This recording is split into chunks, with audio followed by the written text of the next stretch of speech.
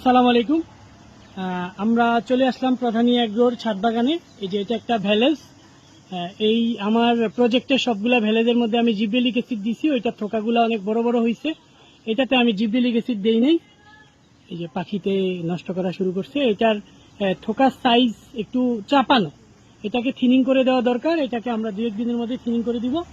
এটা ছোট্ট একটা গাছ। অনেকে বলেন যে কত দিনে ফল হবে। এই যে ভাই, এটা হচ্ছে 6 মাসের একটা ভ্যালেজ। আমার আঙুলের 3 ভাগের 1 ভাগ এই চারাটা, মাত্র 6 মাসের একটা ভ্যালেজ। চিকন এই ছোট্ট একটা গাছ, একটা জিও ব্যাগের মধ্যে এটাতে এত বড় থোকা। এখানে আমার ছাদের আরো ছোট কিছু গাছ আছে। এই যে 6 মাস বয়সী কিছু লোরাস গাছ।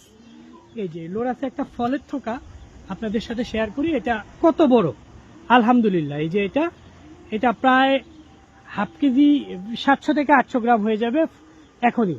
এটার ফল পরিপক্ক হইলে এটার ওজন 1 কেজির উপরে হবে ইনশাল্লাহ। এটাকেও থিনিং করে দিতে হবে। এগুলা কোনোটাতে আমি জিব্রেলিক অ্যাসিড দেই নাই। এগুলা পরিপূর্ণ থোকা, একদম পুরা চাপাচাপি হয়ে আছে। প্রচুর এক একটাতে প্রচুর ফল। এই যে পাখিতে নষ্ট করা শুরু করছে। এগুলো আমরা ব্যাগিং করে দিব, থিনিং করে এই যে ব্যাগিং করে দিব। এই যে পাখিতে নষ্ট করা শুরু করছে। ঠিক আছে, ভালো থাকবেন সবাই।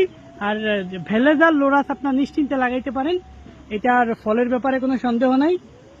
আমাদের ভ্যালেজ এবং লোরাসের প্রায় 70টা মাতৃ গাছ আছে, 40টা 30টা, টোটাল 70টা মাতৃ গাছ আছে। আমাদের পর্যাপ্ত চারা আছে, যাদের প্রয়োজন হয় নিতে পারেন।